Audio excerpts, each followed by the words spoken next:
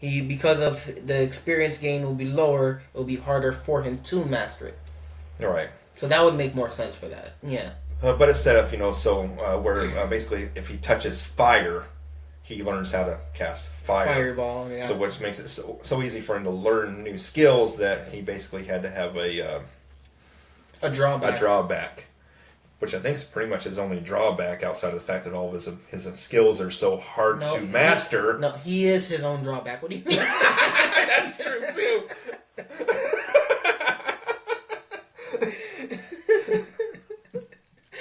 Darn idiot.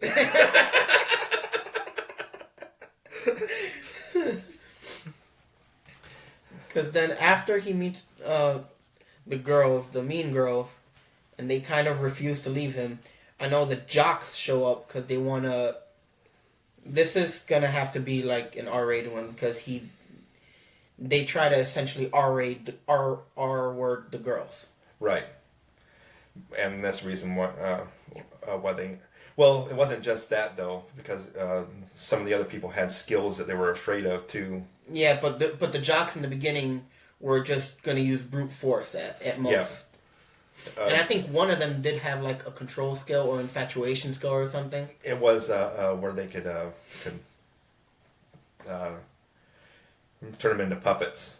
Yeah, and that was literally it. They wanted to R-word the girls in the group, and they were going to start with them because they were like, since they were the bullies and then these were the gals, they're like, these girls, we hang out with them and they're easy to manipulate and we can control that. And since he essentially saved them, that's when the whole servitude came into it. Right. Because they were like, we're eternally grateful.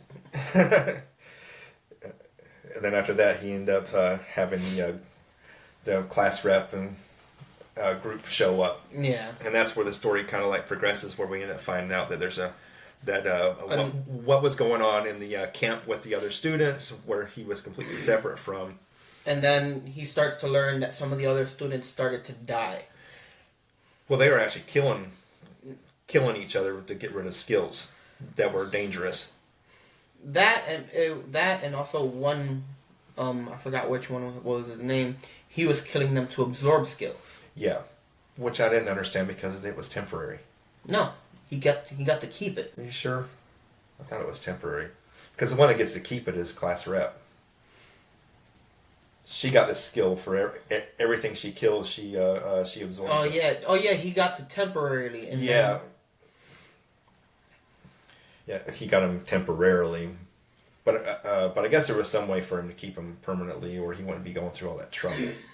Oh no, he got to copy skills. It wasn't that he got to copy one skill and keep it as a copy. Okay. Whatever was the last skill he copied was the skill he could keep. He could keep. Okay. And then he was going to copy class rep skill, which is what he was waiting for, so that he could just use that and kill everybody else and steal.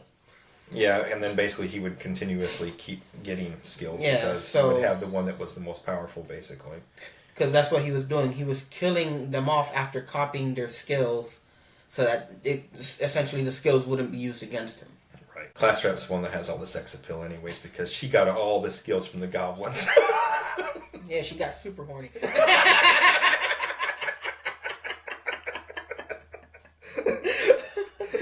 And also, this is going into like the second book and going forward.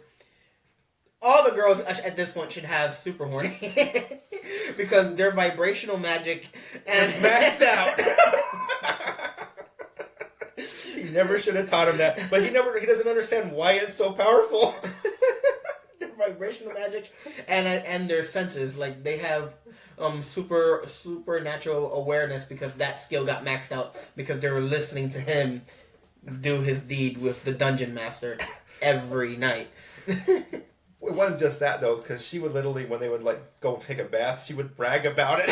So it doesn't help any. And then they just have to listen to her go on and on. And then they use that also on top of for their own references going forward. It's like the high school mind, the mind of a high school teenager, super horny. Super horny, exactly. And nothing quite like it. Can't say much about that because even getting older, like most adults are still super horny, but most we like calm down. The ones that have calmed down, I'd be like, are okay in society. Super horny people, we have questions for you.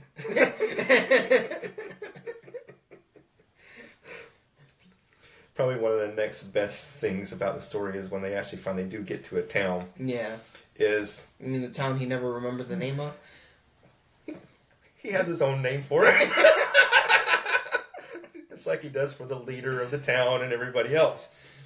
But is the guild for the adventurers, which of course, if I remember correctly, you have to be at least level 20 to actually join the guild, and of course, it takes him forever to level up. But because he doesn't gain experience points like everybody else. But he shows up to that place with immense amounts of monster drops, and basically bankrupts them. And they don't even know why they're even paying him for them because he isn't part of the guild anyways. No, because he can sell to the guild, but they get to tax him more because he is not an adventurer. Yeah. But it doesn't do any good anyways because he just sells so much that it's just like, I don't care about these taxes. And every day he goes in there and checks the quests and complains about the fact that they never change. He's like, you guys never update them. It's like, nothing happened since yesterday. Which is an ongoing little thing that it comes up in every book, pretty much. That and the fact that he's still struggling to pay his rent, even though they just owe him money. I don't know how they don't just take it out of the lump sum that they owe him and just be like, here's your money and go. Well, eventually class rep takes over his money. She takes over his finances, but I'm just like, they should do that preemptively. Which is the reason why he couldn't buy his sex appeals, because she had all his money.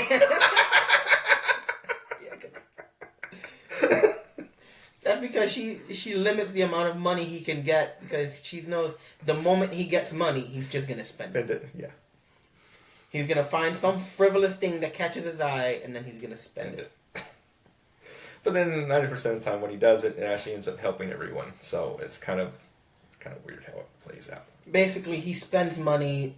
He's gotten into the whole cycle of spend money, make money, spend said money again to create more materials to sell back into the community. That in turn gives him money for him to spend money on more materials and stuff that he likes, and then creates more shit. It's a cycle. He's always broke, but he's always not broke. Because they owe him more money than he has. He's perpetually in debt, but they're also in debt to him. Yeah, exactly. And never tell him that you have a shop that has no room for more merchandise that he just provided to you, because he'll just make it bigger. That, and then, like when you go to your favorite store and you hate when they change the layouts? He does that every night, apparently. He's like, oh, there's no space here? Cool. Changes, creates a new floor or whatever, and then changes the entire layout. And then it's like, all right, thank you, guys. Well, he does like fixing things. This is wrong. Let me level this out. Which is the reason why he ended up in the mess he was in the second book anyways. Yeah. But we're not on that topic just yet.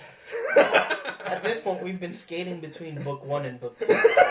Because we figured the anime pretty well covered both of them anyways. Yeah. Because I figured that, if anything, the anime will go up to the Dungeon Emperor in the second book and then end with her. Most likely. That would make the most sense, considering I think it's only 12 episodes. Yeah. 4 episodes per book. And considering how slow the episodes were going, I could see it playing that way. It wasn't progressing that fast, surprisingly. Unlike another anime that we watched previously, but we'll talk about that one another time. Look, don't get me started on that. Anime. Not even the anime. I'm okay.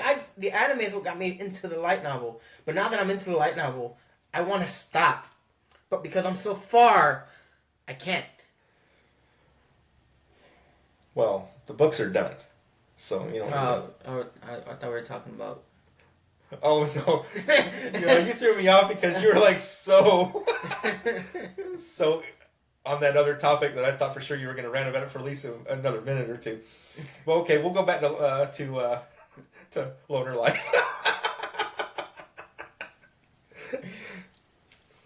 Which I have more books for that I just haven't read yet to provide. So okay, I'm okay It's with a Loner better Life. time. I actually like Loner Life. You got into Loner Life because I liked Loner Life. exactly. Even though you weren't impressed with the first book, and I was just like, don't worry, I'm going to continue the series, but then you're like, screw it. And then you started liking it because of the second series. Because you've actually started to like the nerds, but that's because I feel like for you, you like the feeling of what regular protagonists or characters are supposed to be in isekai stories. And I just like how different he is when it comes to being an anime protagonist or isekai protagonist. But I fell in love with the story in book 2. Book 1 was just, it was so... Yeah, in book 2, that's when we got reunited with the nerds and everything. Yeah, but it was fun to watch him go to the dungeon in reverse. Oh, yeah. That was the greatest thing ever. Because it was when he- creative the way the writer actually threw everything together to make him get through that dungeon in his own special way. The fact that he accidentally created a pitfall and fell all the way down to the 100th floor on his own. Yeah, and then he said... Because he's so incentive about remodeling that as soon as he got to the dungeon, he's like, this might make a good new second home. Remodel and fall. And that's exactly how it happened. He started remodeling and then he fell down all the way to the very bottom. And then there's the main boss and he casts servitude on her. And she becomes his servant, in which she went all the way back down to level 1 from that, but she still had a portion of her stats. Yeah, but they fully haven't explained how the servitude works in that world. No. Because... Not really. It's not like how other animes and stuff like that where servitude, like, you know how in Shield Hero where he gets to fully manipulate how servitude is, the stats and what's punishments and stuff. Mm-hmm. Because it seems that servitude is more of a party thing. A party thing. Like, now you've added this person into your party, kind of such. Because so far, they haven't really been under his control. No, and and if they was to like punch him or something like that, there would be no consequences. Yeah. Not as though any of them would, or at least that ain't how it's portrayed at this point. He has no control over them, or he doesn't. They don't have to stay near him, but he still gets experience from them, which is basically like a party. Yeah. It's just a little party. And he can keep separate. It's like, you guys go do your own thing. Right. That, and also they gain experience whenever he kills anything, and because he kills a lot more than anyone, those girls essentially level up faster than everybody else. And when they kill something, he levels up a little bit faster, even though he levels up way slower than everybody else. They're literally to level 99 when he's still at level 16. If that gives you an indication of how bad it is.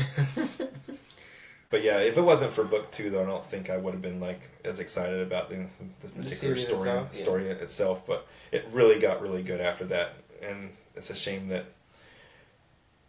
the anime isn't going to go like way further into it, because the story gets really good later on. He just has a lot of gripes for book 1. I actually enjoyed book 1 because it gave you a lot more perspective and information on the aspects of the skills and what to expect and not expect from them. Because the way book 1 was more focused on the skills versus the actual world building, because they didn't go into past the forest until like the second book anyway, so you didn't get to the town to the second book. So the first book was mainly relationships between characters, mainly like the classroom and everybody, and then the theory, and I would say the theory because it's not a full explanation, the theory on how each skill works in contrast to belief versus actual use. Right. But then again, the story's, even though it's called Loner Life, he's not alone very much. Only in that first beginning of the story where he's by himself. Because once he gets the boss of the first dungeon that they take down, she's with him constantly after that. Yeah. But, well, which